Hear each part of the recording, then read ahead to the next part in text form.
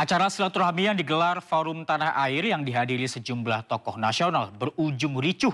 Sekelompok orang tak dikenal masuk ruangan dan mengobrak-abrik panggung acara. Ini polisi kemana nih?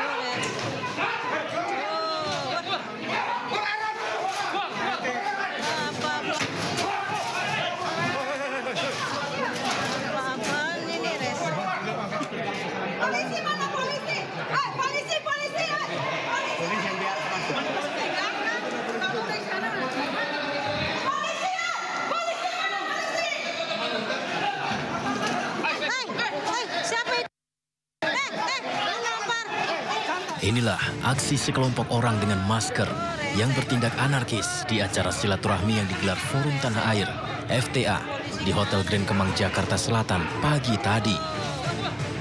Acara ini awalnya dirancang untuk dialog antara diaspora Indonesia di luar negeri dan dihadiri sejumlah tokoh nasional seperti Siti Fadilah, Refli Harun, Marwan Batubara, Said Didu, Din Syamsuddin, Rizal Fadilah, Sunarko, serta Ketua dan Sekjen FTA Tata Kesantra dan Ida N. Kusdianti.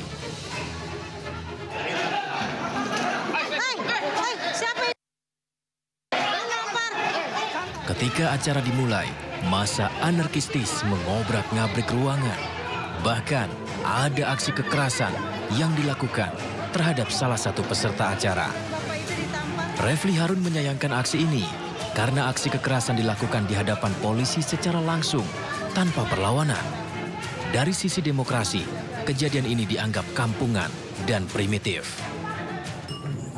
Kalau dari sisi demokrasi, ya, kejadian tadi kampungan, ya, kejadian yang primitif, bayangkan. Sebenarnya kan mudah. Kalau mereka mau demonstrasi, ya demo aja di sana. Ya, kalau kita bicara mengenai hak, silakan saja. Mereka menyampaikan pendapatnya di mobil komando sebagaimana yang sering kita lakukan, ya kan? Tetapi ketika sudah masuk ke sini, merusak, itu namanya kriminal. Seperti dikatakan Majen Sunarko tadi, itu bukan delik aduan. Dan mereka melakukan itu di depan polisi. Jadi kalau polisi tidak bertindak, aneh bin ajaib, ya. Menurut saya kita perlu nanti rame-rame datang ke kantor polisi untuk menyampaikan hal ini. Kalau mereka tidak melakukan tindakan apa-apa, itu satu hal, ya. Hal yang kedua, kita melakukan ini di tempat yang tertutup, di tempat yang terhormat, ya, bukan di jalan. Karena itu, kalau demonstrasi atau unjuk rasa di jalan saja, itu bisa dilakukan dengan prosedur yang memang. Masa di dalam kita tidak bisa melakukannya? Sejumlah pihak menyayangkan kejadian ini, apalagi forum ini juga disaksikan oleh para diaspora Indonesia di 22 negara melalui streaming.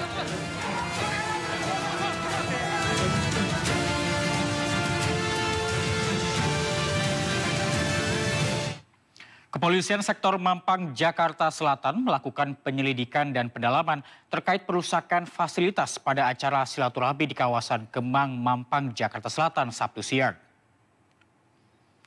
Diketahui pada saat kejadian perusakan tersebut, pihak kepolisian tengah melakukan pengamanan unjuk rasa yang digelar Aliansi Cinta Tanah Air di Kemang, Jakarta Selatan. Sementara diketahui peristiwa perusakan dalam acara silaturahmi terjadi secara tiba-tiba dan dilakukan sekitar 25 orang tak dikenal yang masuk melalui pintu belakang. Para terduga pelaku perusakan merupakan massa yang berbeda dengan massa aksi unjuk rasa. Sementara itu, pihak kepolisian mengaku tidak mendapat laporan terkait acara silaturahmi yang digelar Forum Tanah Air di Hotel Grand Kemang, Jakarta Selatan. Tadi informasi akan pengarahan atau ambon pati-pati kepada anggota pukul 8, terus selanjutnya pukul 9 Aliansi Cinta Tanah Air ini datang, terus kemudian melakukan orasi di gerbang pintu Grand Kemal bagian depan. Nah, terus kemudian di saat kami fokus pengamanan kegiatan Unras di depan, tiba-tiba kami mendapatkan informasi bahwa ada sekelompok orang yang tidak dikenal masuk lewat gerbang pintu belakang. Atas adanya informasi tersebut, kemudian kami langsung lari ke belakang untuk mengecek dan mengamankan lokasi yang di belakang. Jadi gini, kalau masa yang melakukan pengerusakan itu masuk, kami tidak tahu. Karena memang kegiatan di dalam apa kami juga tidak tahu. Karena tidak ada pemberitahuan ke Polsek ataupun ke Polres terkait dengan kegiatan. Pada hari ini kami lebih fokus pada pengamanan kegiatan unjuk rasa yang dilakukan oleh Aliansi Cinta Tanah Air yang ada di Grand Kemang gerbang depan. Alhamdulillah untuk kegiatan daripada unjuk rasa dari Aliansi Cinta Tanah Air ini nggak ada kendala, nggak ada masalah. Jadi berjalan dengan baik. Berarti itu orang yang berbeda ya? Orang yang berbeda dari kelompok yang melakukan unras di dan melakukan pengerusakan. Ya, sementara itu pemirsa, Gedung Perintis Kemerdekaan yang berada di lingkungan Markas Besar Badan Keamanan Laut Republik Indonesia terbakar pada Minggu pagi. Belasan unit mobil damkar dikerahkan ke lokasi untuk memadamkan titik api. Asap hitam tebal membumbung tinggi dari bagian atas gedung Bakamla. Diduga kebakaran akibat korsleting listrik yang berasal dari lantai 6 gedung. Meski demikian, petugas masih menyelidiki penyebab pasti kebakaran.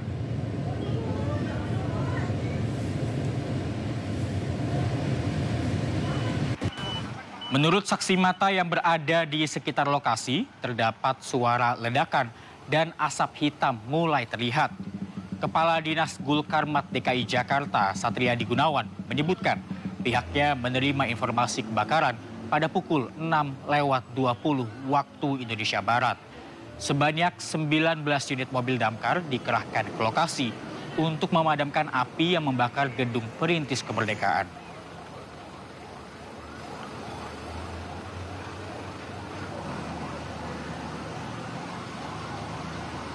Saya langsung mendekat ke lokasi kebakaran. Saya sempat mengambil gambar. Memang saya waktu itu juga dengar ada ledakan-ledakan, beberapa kali ledakan. Terus mulai awal asap hitam mengepul itu, selanjutnya ada kobaran api yang kelihatan.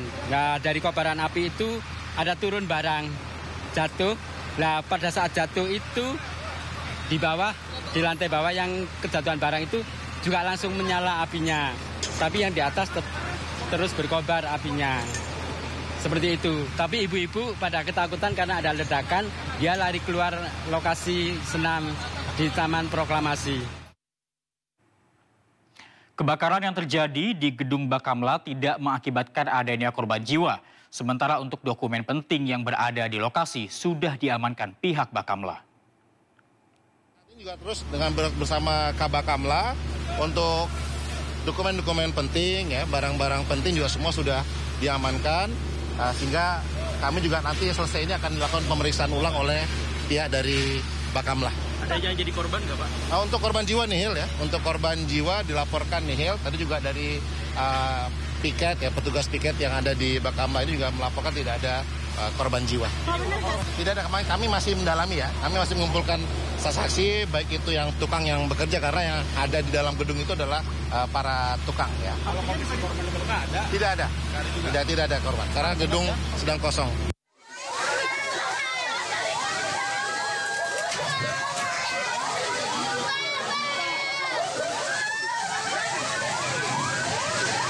Asap terbakar. Ratusan lapak hangus terbakar di Pasar Sentral Lemu di Kota Sorong, Papua Barat Daya, Sabtu sore. Bangunan pasar yang mayoritas terbuat dari bahan mudah terbakar membuat api cepat menjalar sehingga lebih dari 500 kios pedagang hangus terbakar. Sebanyak 3 unit mobil pemadam kebakaran, 1 unit water cannon milik Brimob Ion B Sorong, serta belasan mobil tangki air dikerahkan untuk memadamkan api.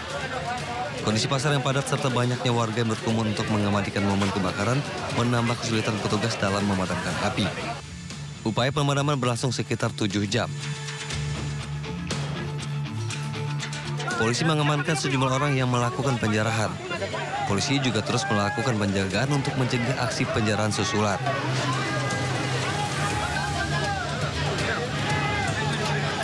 Untuk lapak kurang lebih perkiraan yang di Pasar Rebo ini kurang lebih sekitar 500 lapak ya, besar kecil.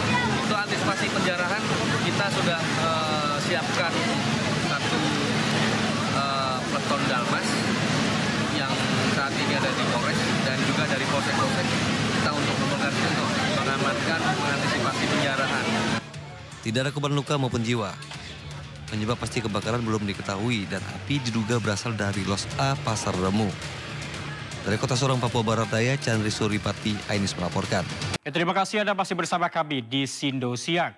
Pemirsa, sejumlah pekerjaan rumah atau PR menanti pemimpin terpilih Kota Jakarta. Beberapa permasalahan yang ada bukanlah hal baru, namun hingga kini masih belum bisa diselesaikan.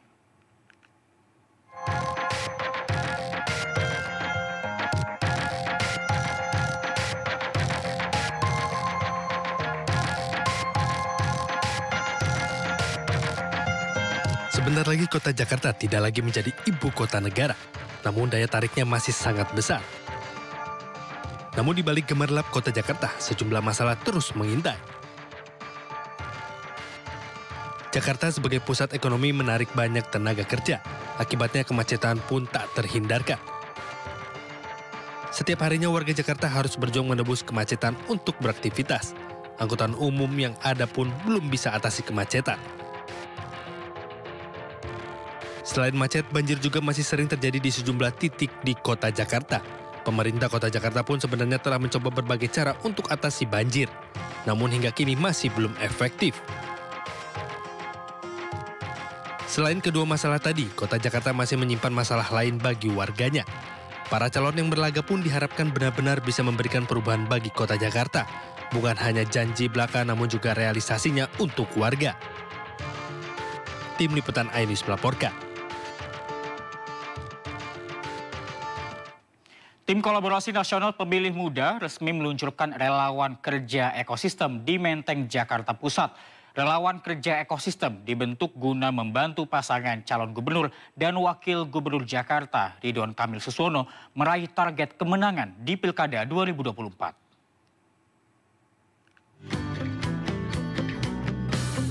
Guna mendulang suara anak muda di kontestasi pemilihan Gubernur Jakarta November 2024 mendatang, Tim Kolaborasi Nasional Pemilih Muda membentuk relawan kerja ekosistem.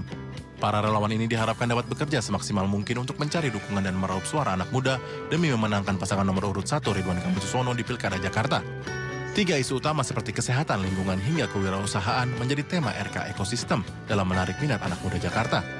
Kita punya keyakinan betul dengan gagasan yang hari ini kita bawa, ini akan mendekatkan sosok RK Suswono ini dengan isu-isu orang muda tadi. Mungkin karena belum ada RK Cluster ini rame 3 coblosnya. Nanti insya Allah setelah ini ada, besok semua berbalik mendukung paslon 01. Terbagi dalam 19 klaster, relawan ini dipercaya efektif untuk menggerakkan basis dukungan di kalangan anak muda dengan target memenangkan pasangan Ridho dalam 1 putaran. Dari Jakarta, Rizky Ihwal, Ainis melaporkan. Calon Gubernur Jakarta nomor urut 1 Ridwan Kamil bertemu dan duduk satu panggung dengan 2 cagup lainnya di Pilgub Jakarta, yakni Pramono Anung dan Dharma Pangrekun dalam sebuah acara di Indonesia Arena GBK Jakarta. Di hadapan peserta, Ridwan Kamil menyebut dirinya memiliki sejumlah pengalaman yang mumpuni untuk memimpin Jakarta selama 5 tahun ke depan. Ridwan Kamil memaparkan program unggulannya untuk meningkatkan kualitas layanan kesehatan di Jakarta melalui digitalisasi, peningkatan fasilitas, serta program untuk mewujudkan masyarakat lebih sehat dan berdaya. Menjaga kesehatan mental dan jiwa masyarakat dengan program mobil curhat, akses ke psikolog gratis dengan BPJS di rumah sakit maupun di puskesmas. Tapi bukan kendaraan umum. Kendaraan kawat. Sudah 2 kali seperti ini ya. Jadi hanya beda momen, beda panitia, beda panggung. Isinya sama lah. Ingin membedah isi kepala. Jadi anggap aja latihan ya. Makanya mungkin cuma saya doang yang berpantun ya tadi ya. Jadi ingin riang gembira, tapi ada isinya, ada substansinya. Saya kombinasi antara hal ringan dengan hal substantif. Tak mau kalah dengan dua paslon lain di Pilgub Jakarta, calon gubernur dari jalur independen Dharma Pangrekun hadir dalam acara dialog yang digelar di Indonesia Arena tadi malam. Di hadapan peserta, Dharma menjelaskan alasan dirinya layak untuk dipilih menjadi gubernur Jakarta. Di hadapan calon gubernur Jakarta nomor urut 1 Ridwan Kamil dan peserta yang hadir, Cagup Jakarta Dharma Pangrekun menyampaikan alasan ia layak dipilih untuk memimpin Jakarta. Cagup nomor urut 2 ini menyatakan pasangan Dharma Kun layak dipilih karena maju dalam kontestasi Pilkada 2024 tanpa dibiayai oleh siapapun. Dana yang didapat berasal dari hasil gotong royong relawan. Selain itu, pasangan Dharma Kun berjanji bila terpilih sebagai gubernur, pasangan ini akan menerapkan bina adab untuk mewujudkan keamanan Jakarta. Orang berlomba-lomba saja untuk mempunyai uang, ya. Tetapi prosesnya tidak beradab. Yang benar itu apa? Harus halal. Nah, itu yang harus kita perhatikan. Prosesnya harus halal. Tidak baik juga kalau kita memberikan cuma-cuma tanpa hasil dari tangan kita sendiri. Karena kepuasan itu adalah ketika kita mendapatkan sesuap nasi dari hasil keringat kita. Calon Gubernur Jakarta nomor urut 3, Pramono Anung berjanji akan gratiskan LRT dan MRT bagi 15 golongan pekerja. Hal tersebut disampaikan Pramono usai menghadiri acara di kawasan Jakarta Pusat pada Sabtu malam. Pramono mengatakan program tersebut sebelumnya telah diterapkan di Transjakarta. Ia dan Rano Karno nantinya akan memperjuangkan hal tersebut juga terlaksana di MRT dan LRT dengan bekerja sama dengan pemerintah pusat. Pemprov DKI Jakarta sebelumnya telah membuat daftar 15 golongan pekerja yang mendapatkan gratis biaya layanan Transjakarta. Beberapa di antaranya ialah penyandang disabilitas, ASN, Pemprov DKI Jakarta, TNI Polri, dan lansia. Menyampaikan kepada publik, dan ini kesempatan yang baik, bahwa untuk 15 golongan di Jakarta, ada ASN, TNI Polri, disabilitas, mungkin para pekerja seni dan teman-teman wartawan juga ya, boleh dicek. Yang dulu dibebaskan untuk busway, kalau saya dikasih amanah, saya akan minta bekerja sama dengan pemerintah pusat yang namanya LRT, MRT, yang 15 kelompok golongan ini juga harusnya dibebaskan. Saya akan fight untuk itu. Berarti gratis ya, Pak? Gratis. Termasuk yang sekarang digratiskan untuk busway, yang disabilitas, TNI, Polri, pekerja swasta yang pendapatannya kurang, dan juga ASN, saya akan gratiskan. Diperluas kepada LRT dan MRT. Ya, bila para calon yang berkompetisi kampanyekan programnya, mantan Gubernur Jakarta Anies Baswedan juga tak mau ketinggalan. Melalui media sosial X-nya, Anies bagikan visi dan misi untuk Jakarta. Senada dengan program Anies, Pramono menyebut memiliki semangat yang sama, sementara calon wakil gubernur nomor 1, Suswono, menyebut akan melanjutkan program yang bagus dari Gubernur Jakarta sebelumnya.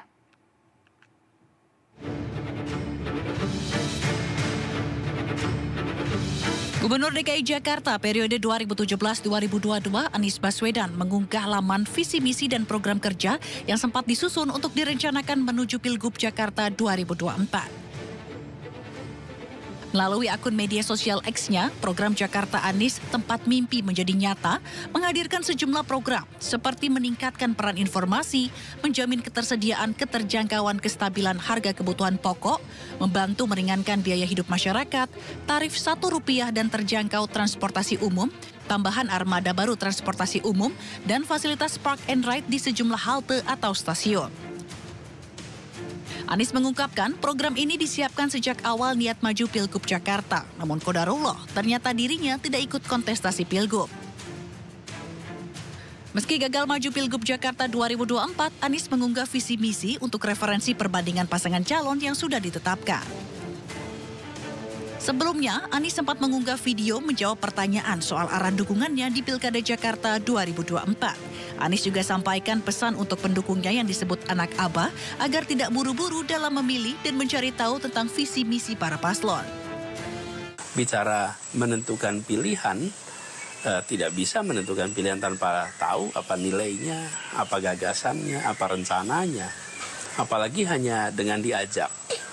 Saya rasa kita semua selama ini tidak pernah menentukan pilihan semata-mata karena diajak. Kalau karena diajak, mana nilainya, mana visinya. Nah, jadi teman-teman sekalian, menurut saya terlalu awal saat ini untuk menentukan sikap, menentukan pilihan. Pada akhirnya semua akan menentukan.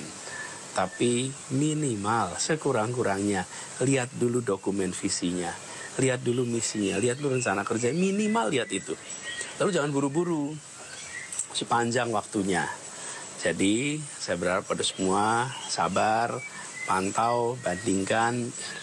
Nanti baru kemudian menentukan arahnya kemana. Menanggapi hal ini, calon gubernur Jakarta nomor urut 3, Pramono Anung menyatakan visi misi Anies Baswedan hampir sama dengan yang ia sampaikan. Ia juga mengaku telah mengatur waktu untuk bertemu dengan Anies dalam waktu dekat. Jadi saya melihat poin-poinnya relatif seperti yang saya sampaikan selama ini. Jadi saya merasa apa yang Pak Anies sampaikan kurang lebih semangatnya ya, yang paling utama esensinya itu sama dengan yang saya sampaikan. Saya termasuk yang sudah mengagendakan untuk bertemu dengan Mas Anies, dan memang jadwal Mas Anies ini urutannya setelah Pak Ahok. Tapi waktu akan kami atur dalam waktu dekat ini, karena Mas Anies juga baru pulang dari Jepang. Ketika Mas Anies di Jepang juga sebenarnya ada komunikasi walaupun tidak secara langsung. Sementara calon wakil gubernur nomor urut 1, Suswono mengatakan tidak hanya Anies, program gubernur Jakarta sebelumnya yang baik akan diteruskan. Pak Anies itu dulu kan didukung oleh PKS. Ketika menyusun program-program juga kan bersama PKS juga ya. Jadi ini Pak Ismail saksinya beliau kan yang menjadi anggota DPRD di Jakarta ya. Jadi artinya berkali-kali saya sampaikan bahwa tidak hanya Pak Anies, program-program Pak Gubernur sebelumnya ya yang bagus-bagus kita akan teruskan, bahkan kita tingkatkan. Yang belum ada kita adakan. Yang penting intinya adalah bagaimana rakyat Jakarta ini akan bisa ya lebih bahagia ke depannya ya. Ya intinya itu. Apakah visi misi yang disampaikan Anies ini memang hanya untuk referensi dibandingkan dengan 3 paslon yang maju di Pilgub Jakarta, atau kode khusus merapat ke salah satu paslon tertentu? Tim Liputan iNews melaporkan. Kunjungi sejumlah pasar tradisional di Tuban, Jawa Timur, calon gubernur Jawa Timur nomor urut 2, Hovifah Indar Parawansa, disambut bahagia ratusan pedagang dan masyarakat. Selain sebagai bentuk dukungan keberadaan pasar tradisional, Hovifah menyebut pasar tradisional menjadi titik strategis karena produk ekonomi di pasar tradisional sangat produktif.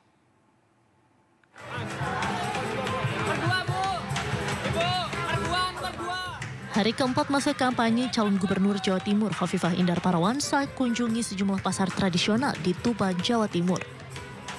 Hovifah Indar Parawansa yang didampingi calon Bupati Tuban Halindra disambut bahagia ratusan pedagang dan juga pembeli yang ada di Pasar Merah Kurat dan Pasar Samudra.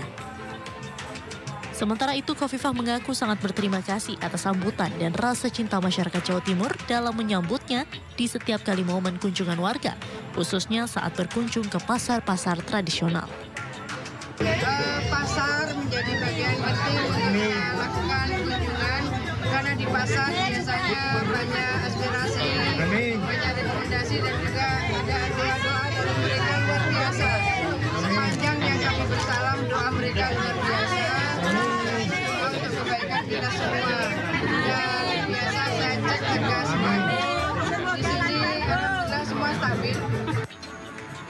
Selain sebagai bentuk dukungan keberadaan pasar tradisional, Hovifah menyebut pasar tradisional menjadi titik strategis karena produk ekonomi di pasar tradisional sangat produktif. Selain itu, keberadaan pasar tradisional juga bisa menjadi ladang perputaran ekonomi hingga tingkat paling bawah. Dari Surabaya, Rahmat Ilyasan, iNews melaporkan.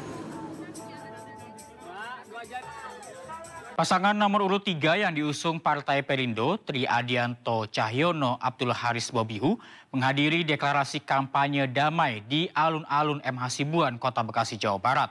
Tak hanya siap bertarung, pasangan calon wali kota dan wakil wali kota Bekasi ini optimis meraih 65% suara sah di Pilkada serentak November 2024 mendatang.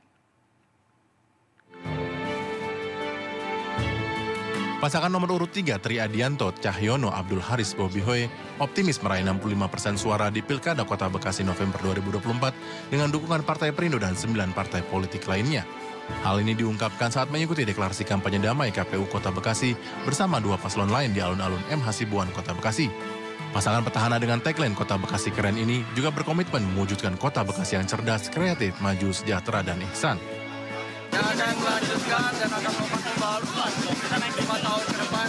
Bagaimana kota ini menjadi kota internasional, kota ini menjadi kota yang keren. Kami sebagai paslon nomor 3 sangat siap untuk mengikuti pilkada. Optimis menang 1 putaran nggak? Ya, sama tidak 1 putaran, jadi hanya 1 putaran. Insya Allah kami akan bisa merebut ya, jadi juara, pemenang di pilkada tahun ini. Partai yang dipimpin Ketua Umum Angela Tanusudibio ini akan menggerakkan seluruh kadernya untuk memastikan kemenangan pasangan calon kepala daerah yang diusung pada Pilkada serentak 2024. Dari Bekasi, Jawa Barat, Rahmat Hidayat, iNews melaporkan. Ya, Pilkada 2024 semakin semarak dengan parade para artis yang ikut meriahkan Pilkada 2024. Sejumlah artis papan atas bersaing perebutkan kursi nomor 1 di wilayahnya masing-masing.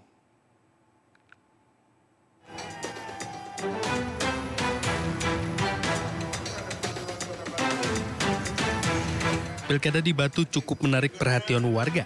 Artis ternama Indonesia, Krisdayanti, mencoba peruntungannya untuk memimpin Kota Batu. Maju dengan pasangannya, yaitu Kresna Dewanata Prosa. Krisdayanti mendapatkan nomor urut 3. Angka 3, selain tadi keterwakilan dari 3 kecamatan, perlu paling ayu karena saya satu-satunya calon perempuan, tentunya didampingi oleh calon wali kota kita bersama, kebanggaan kita bersama, Mas Kresna Dewa. Bahkan Krisdayanti bersama 2 calon wali kota lainnya, Nur Rohman dan Firhando Gumelar, nyanyi bersama menutup acara pengambilan nomor urut. Di Pemalang, Jawa Tengah, sang gladiator Vicky Prasetyo tetap maju berjuang memperebutkan kursi Bupati Pemalang. Bahkan saat pengundian nomor urut, Vicky datang diantar oleh rombongan artis seperti Charlie ST12, Dede Sunandar, dan 3 Serigala. Hasil pengundian nomor urut, pasangan Vicky Prasetyo dan Muhammad Suwendi mendapatkan nomor urut 1. Mansur Hidayat dan Muhammad Bobi Dewantara dapatkan nomor urut 2 dan nomor urut 3 ada pasangan Anom Widiantoro dan Nur Holis. Sementara di Bandung, ada 2 selebritas yang akan bertanggung memperebutkan kursi Bupati Bandung. Ada pasangan nomor urut 1 Syahrul Gunawan dan Gun Gun Gunawan, dan pasangan nomor urut 2 Dadang Supriyatna dan Ali Syahib. Pengundian nomor urut pun diwarnai perang yel-yel antar pendukung. Tim Liputan iNews melaporkan. Wakil Ketua Dewan Pembina Partai Gerindra, Hashim Joyo Hadikusumo, menyebut akan dibentuk kementerian baru di kepemimpinan Presiden terpilih Prabowo Subianto usai dilantik Oktober mendatang. Kementerian tersebut adalah Kementerian Perumahan yang bertujuan untuk memenuhi target pembangunan rumah bagi jutaan masyarakat.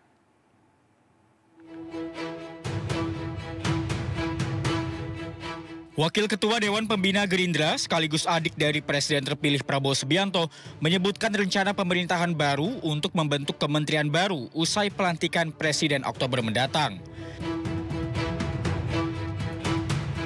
Menurut Hashim, selain membentuk kementerian untuk mendukung program makan bergizi gratis, pemerintahan Prabowo Gibran juga membangkitkan kembali kementerian yang dulu pernah ada, yaitu Kementerian Perumahan. Kementerian Perumahan dibentuk untuk mewujudkan target pemerintah membangun sebanyak 2 juta unit rumah di pedesaan setiap tahun dan 1 juta unit apartemen di perkotaan setiap tahunnya. Program besar ini 2 juta unit rumah di pedesaan setiap tahun dan 1 juta unit apartemen di perkotaan setiap tahun. Dan orang banyak yang skeptis, ragu-ragu, apa kita mampu dan sebagainya. Saya bisa katakan dalam hal ini, kita mampu, dana akan ada. Presiden terpilih Prabowo Subianto dikabarkan akan menambah jumlah kementerian dalam kabinet pemerintahannya, yakni sebanyak 44 kementerian. Bila seluruh kementerian resmi dibentuk dan disahkan, maka penambahan ini akan menjadikan Indonesia sebagai salah satu negara dengan jumlah kementerian terbanyak di dunia setelah negara India yang mencatat 53 kementerian dalam negara tersebut. Tim Liputan, iNews melaporkan.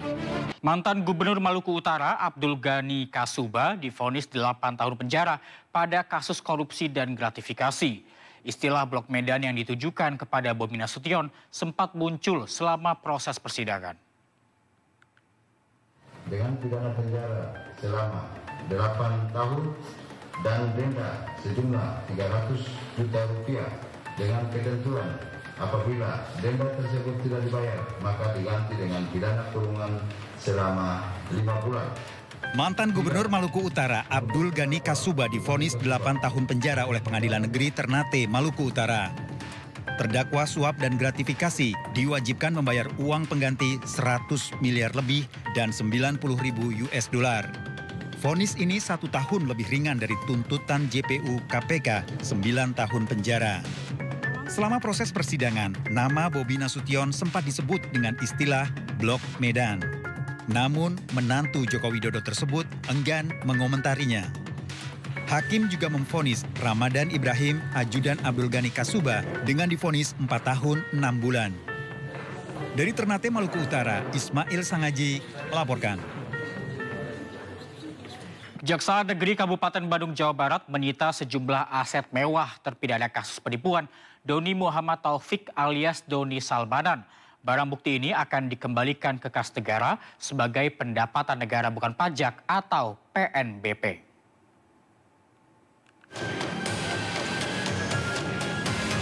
Kejaksaan Negeri Kabupaten Bandung melaksanakan eksekusi barang bukti terkait tindak pidana umum yang melibatkan Doni Muhammad Taufik alias Doni Salmanan. Aset yang disita berupa uang tunai 7,5 miliar rupiah dan 1.500 dolar Amerika Serikat. Selain itu, Kejari Kabupaten Bandung juga menyita 6 mobil mewah, 6 motor jenis sport, serta 4 rumah dan ruko tersebar di Kabupaten Bandung dan Kabupaten Bandung Barat. Barang bukti ini disita paksa sebagai pendapatan negara bukan pajak atau PNBP. Sementara aset berupa sepeda motor, mobil, dan rumah akan dilimpahkan ke Pusat Pemulihan Aset Kejaksaan Agung RI guna perawatan dan proses lelang. Kajari Kabupaten Bandung menyatakan uang tunai hasil lelang tidak akan diberikan sebagai pengganti kepada korban karena tidak ada aturannya. Untuk kepentingan penerimaan negara bukan pajak atau PNBP yang berasal dari sektor penanganan perkara tindak pidana. Dan yang ketiga, tentu kita ingin memberikan edukasi kepada masyarakat bahwa masyarakat harus lebih berhati-hati ketika akan melakukan investasi. Sementara dana pengganti kepada korban yang sebelumnya dititipkan Doni kepada 2 orang juga dirampas negara.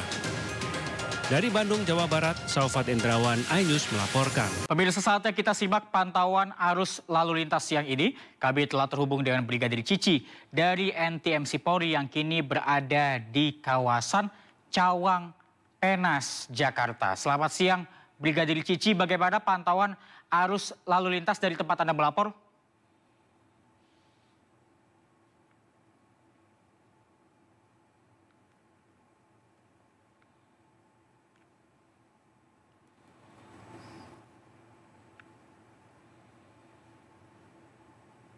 Sekitaran kawasan Cawang Penas, Kalimalang, Jakarta Timur saat ini terpantau dalam keadaan ramai dan lancar. Bisa pemirsa lihat sendiri tepat di belakang saya kendaraan yang berdatangan dari arah Cawang ataupun arah Cililitan yang nantinya akan lurus menuju ke arah Tanjung Priuk ataupun juga yang akan memasuki gerbang tol Kebonanas sendiri hingga saat ini masih dalam keadaan relatif lancar. Memang tidak terjadi peningkatan jumlah volume arus kendaraan, namun kami tetap menghimbau bagi para pengendara untuk tetap berhati-hati dan khususnya bagi para pengendara yang akan memasuki gerbang tol Kebonanas untuk mengambil jalur sebelah kanan demi memberikan kesempatan bagi para pengendara dari arah Cililitan yang nantinya akan lurus menuju ke arah Tanjung Priuk. Dan untuk kendaraan dari arah sebaliknya, sedikit terjadi perlambatan kecepatan kendaraan di mana adanya antrian traffic light yang cukup memanjang sekitar 200 hingga 300 meter ke belakang. Namun selepasnya kendaraan-kendaraan ini masih melaju dengan kecepatan yang cukup normal. Kami menghimbau bagi para pengendara untuk tidak menggunakan jalur busway demi sesuai dengan peraturan ataupun tata tertib lalu lintas demi menjaga keselamatan bersama di jalan. Dan bagi para pengendara yang nantinya dari arah Tanjung Priuk yang akan berbelok ke arah Pondok Kelapa ataupun ke arah Bekasi juga ke arah Cikampek, kami juga menghimbau untuk mengambil jalur sebelah kiri demi memberikan kesempatan bagi para pengendara yang nantinya akan lurus menuju ke arah Cililitan ataupun ke arah Bogor. Dan pemirsa, perlu kami informasikan dikarenakan kawasan ini terjadi beberapa titik pertemuan arus kendaraan maksud kami. Untuk itu kami menghimbau bagi para pengendara agar tetap mengikuti rambu lalu lintas dan taati traffic light yang ada pada kawasan ini demi kelancaran lalu lintas tetapi juga menjaga keselamatan diri Anda pribadi. Dan bagi para pengendara yang nantinya akan menghabiskan akhir pekan bersama keluarga dihimbau agar selalu menyiapkan atau memastikan bahwa kendaraan Anda berada dalam keadaan fisik yang baik untuk kendaraan tetapi juga untuk pengemudi dihimbau untuk memeriksa kembali kesehatan Anda demi memastikan perjalanan Anda selamat sampai di tujuan. Dan bagi pemirsa yang ingin mengupdate bagaimana informasi seputaran arus lalu lintas, kami siap melayani Anda. Pemirsa dapat menghubungi call center kami di 1500669 ataupun melalui SMS center di 9119. Demikian Reza yang dapat kami laporkan langsung dari sekitaran kawasan Cawang Penas dan silakan kembali ke Anda di studio. Ya, terima kasih Brigadir Cici atas laporan Anda dari kawasan Cawang Penas, Jakarta. Selamat bertugas kembali dan salam presisi.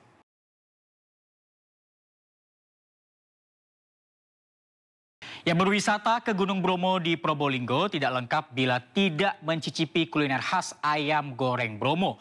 Selain dimanjakan sensasi rasa ayam goreng yang menggoda selera, pengunjung dapat pula menikmati panorama lereng Bromo melalui jembatan kaca sambil bersuah foto.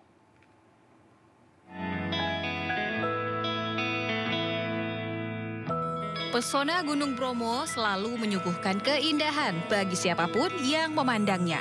Selain lautan pasir dan kawah yang eksotis, nyatanya Bromo juga memiliki bukit-bukit yang asri dan sejuk. Dan jika berkunjung ke wisata Gunung Bromo di Probolinggo, tidak lengkap rasanya bila tidak singgah untuk mencicipi kuliner khas ayam goreng Tengger Bromo. Menu favorit salah satu resto yang ada di Desa Jetak, Kecamatan Sukapura, Kabupaten Probolinggo, Jawa Timur.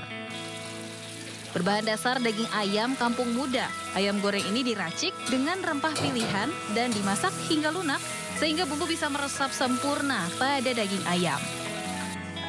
Topping kremes yang crispy dipadu sambal pedas serta cah kangkung dijamin akan menambah selera makan.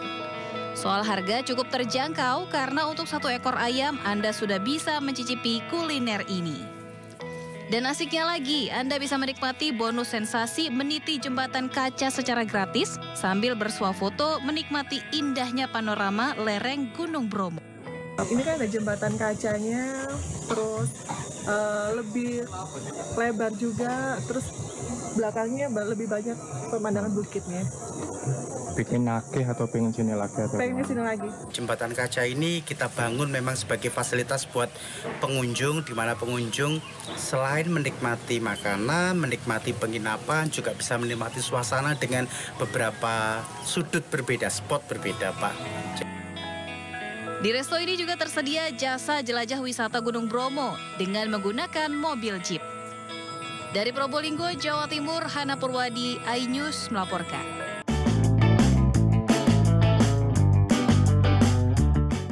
Nah pemirsa, bagi Anda yang suka sekali makan soto, kami ajak Anda mencicipi soto Kudus yang viral dengan harga Rp15.000 per porsinya, plus ditambah nasi yang ada di kawasan Alam Sutra, Tangerang. Seperti apa? Berikut liputan El Shekesi.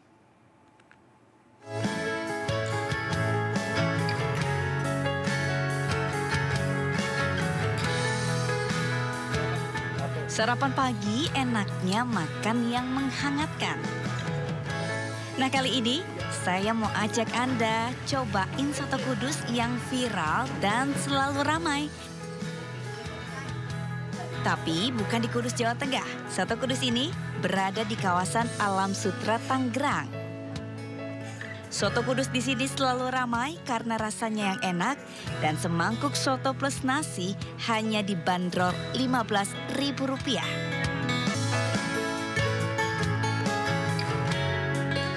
Tapi sebelum saya mencicipi, saya juga pengen kasih jeruk nipis supaya lebih mantep rasanya. Langsung kita hap. Rasa gurihnya tuh mantep banget pemirsa. Di sini rasa kaldunya dan juga rasa rempah-rempah khas dari soto itu bergabung langsung dengan rasa gurih, rasa asin, dan juga sedikit asam dari jeruk nipisnya. Selain itu pemirsa, di sini juga sayur-sayurannya juga enak sekali ya, fresh karena ada togenya di sini juga. Jadi rasanya ada crunchy, teksturnya beragam, dan yang pastinya enak banget. Nah, ini di sini yang ramai sekali, yang cepat banget habisnya itu adalah sate telur puyuh dan juga ada sate kulitnya pemirsa. Saya pengen nyobain sate telur puyuhnya dan juga saya pengen nyobain yang kata pemiliknya ini salah satu favoritnya yaitu tahu bacem.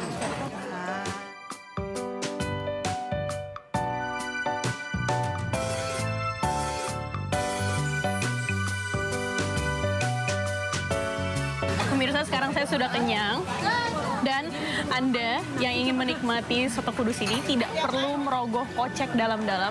Seporsi soto Kudus ini dibanderol dengan harga Rp15.000 per porsinya. Dan bagi Anda yang ingin datang ke sini, di sini juga menyediakan berbagai menu lainnya seperti garak asam dan juga nasi ayam khas Semarang. Dari Tangerang, LCKC, Ahmad Putra, iNews melaporkan.